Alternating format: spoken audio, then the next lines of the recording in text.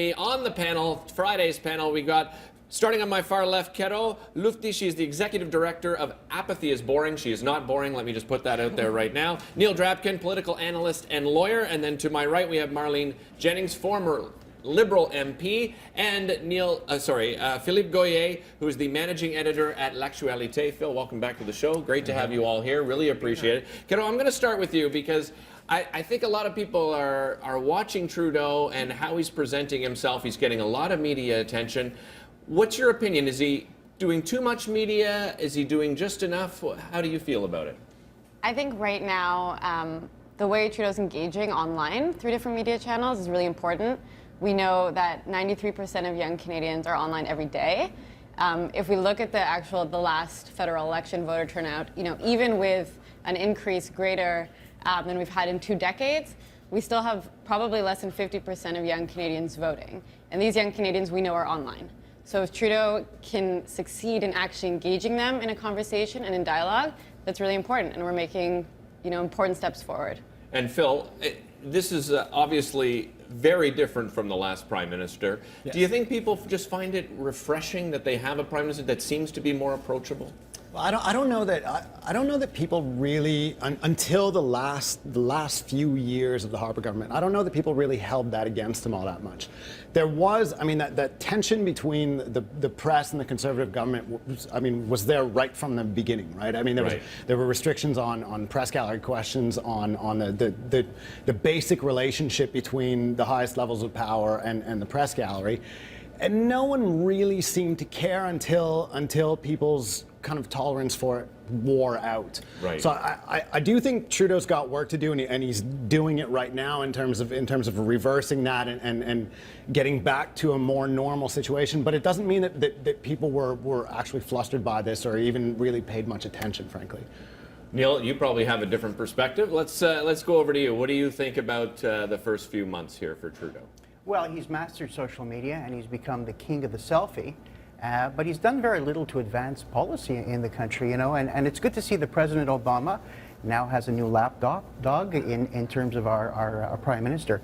It's important for a Prime Minister to go down to Washington and advocate on behalf of Canadians and not enter into, as they're calling it, a bromance. The Keystone Pipeline is critical to this country. Crude oil is the backbone of our economy, and he didn't raise it at all. And he hasn't raised these issues. On the international stage in Davos, he said, we want to be known for our resourcefulness, not our resources.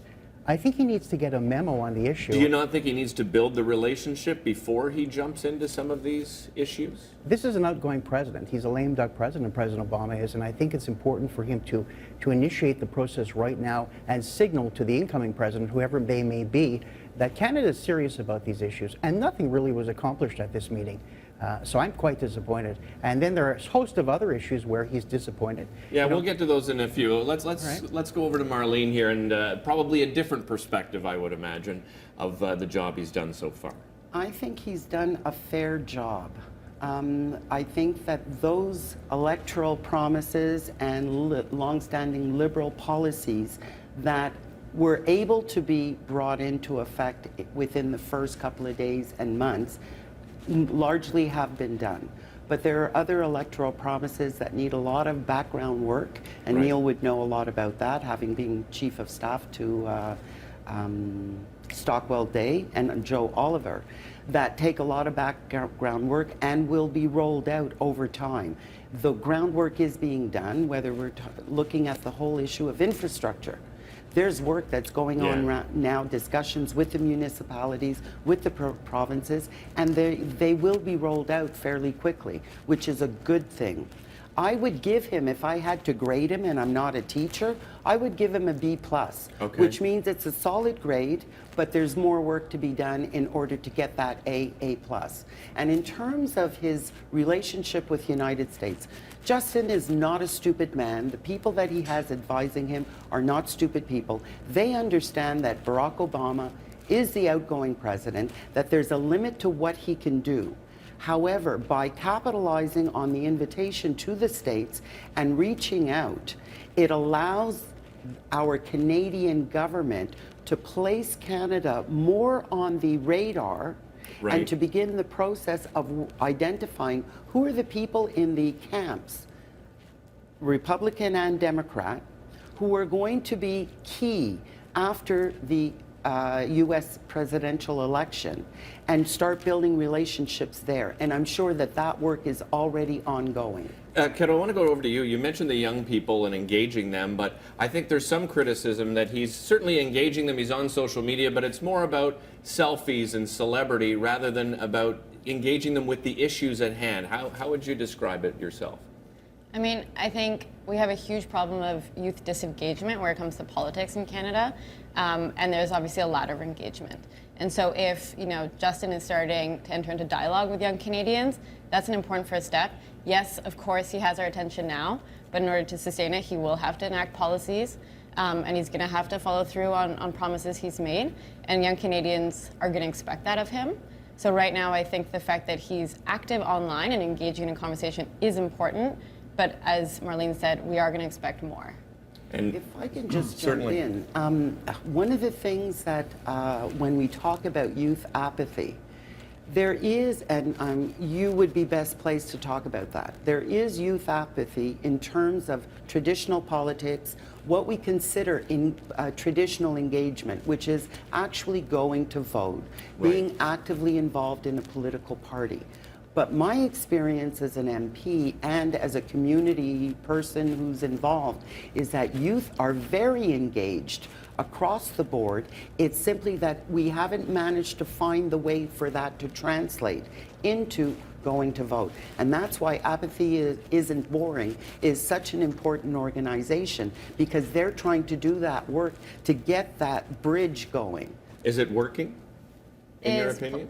I mean, I think with this last election, absolutely, we saw, well, the results are going to come out from Elections Canada in May and June, but everybody's expecting an increase in youth voter turnout. So yes, that bridge is being built, but that's a long-term game. Yes. Yeah, and well, yeah. We're going to just take a quick break because I know Neil's chomping at the bit to talk about actual issues. So we're going to talk about some of those actual issues when we come back, including, of course, the 25,000th Syrian refugee landed right here in Montreal. That was a big promise. We'll talk about some of those other promises as well. We'll be back with more right after this. I am more than comfortable that doing what we've done, accepting in 25,000 Syrian refugees, does right by both the safety of Canadians and by the values that define us as a nation. They've still been in office for just a few months. I'm impressed they got the Syrian 25,000 people in, but I'm waiting to see more. Less public relation and more good decision and good working. He needs to be out there. He needs to be close to people. I think he shows he's human, and we like that. He's doing well, like his dad, very, very smart.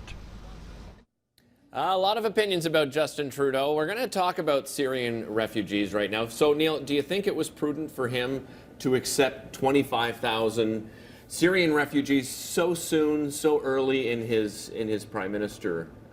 I think Canada's been a model for the world in terms of refugee determination and settlement, but I don't think it was prudent to bring in 25,000 refugees within 2 months. Why not? Because, you know what, security has to be paramount.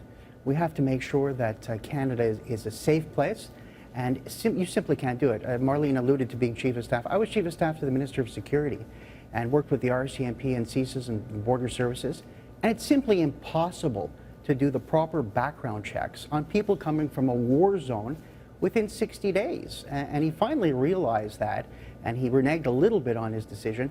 But in the United States now, they're debating about accepting 10,000 refugees because the director of the FBI has said very categorically, we cannot guarantee that these people will have a clear background.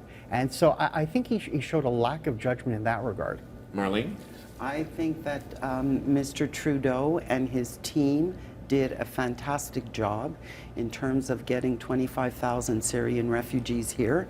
And I have to disagree with Neil that as a former parliamentary secretary to the Solicitor General, someone who worked as well on the border control issues, on RCMP issues, security issues, that the current government actually took care with all of the pieces to make sure that nothing was scrimped, nothing was forgotten in terms of the security checks. And we should have absolutely no fear that anything changed in terms of the substance and what was done to make sure that those who came in passed the same rigorous security checks as they did when the process was slower. And some of the arguments, Phil, from the public, or you see it on social media quite often. Why are we bringing in 25,000 people when we have people that need help here in our country already? We have housing crisis, we have homeless. Well, maybe you can speak on that a little bit. Well, I mean, I think the 25,000, it's important to remember that this was pretty much a made-up number during the campaign, right? The NDP has been frustrated by the way they lost that issue for 5 months now, because they had done a bunch of really diligent work to establish how many refugees an NDP government would be able to bring in, and they came up with this number of 19,000. This was a much more rigorous process. And after the NDP released that, Trudeau and his folks pretty much just said, "Oh, well, you're doing 19. We're going to do 25." And it was this.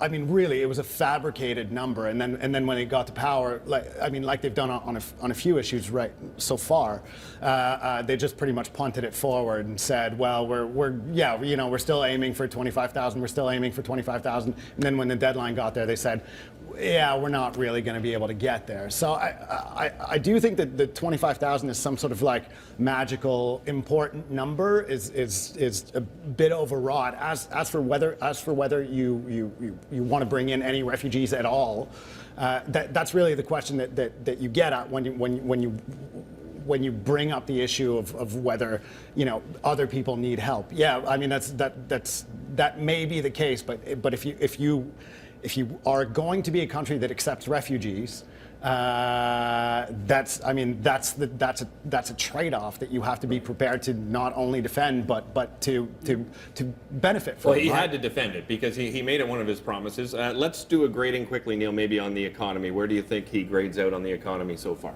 I think he gets an F- on the economy, and that is F-? F-, and you know something, because he projected a deficit. He was heroic. He said, I am going to run deficits. I'll run deficits $10,000 a year, $10 million a year for the next 3 years, and then we'll balance the budget at the end of that 3-year period.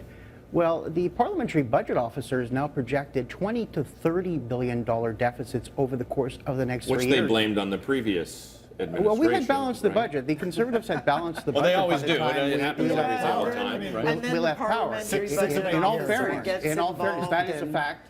And also now the finance minister has let it out that, well, we may not balance the budget after all. Look, he's made promises to everybody and their brother, and he's now going to have to pay for that, and he's going to have to raise taxes. Payroll taxes are going to be hiked up. And this may not be a honeymoon after all. I think what Justin Trudeau continues to do is he continues the campaign, and he's forgot that he's Prime Minister and he needs to start to govern and make some tough decisions. Keto, last word to you. When you look at engaging young people, what do you think the most important thing for young people when they look at the Prime Minister, what he needs to do to help them? I think one of the important things is maintaining a continual conversation with young Canadians, engaging them in the process. Young Canadians, in a lot of surveys, have said that they don't actually trust politicians anymore. Yeah. And so part of that is, when we were talking about the Syrian refugees, is actually following through on a campaign promise. Things like that actually help build that trust. And so I think for the government to actually be maintaining this relationship with young Canadians, rebuilding that trust, we'll have more engaged citizens for years to come. And that's really the point here, is the health of our democracy. We'll leave on that note. Thank you all for being here. Really appreciate it. Great conversation.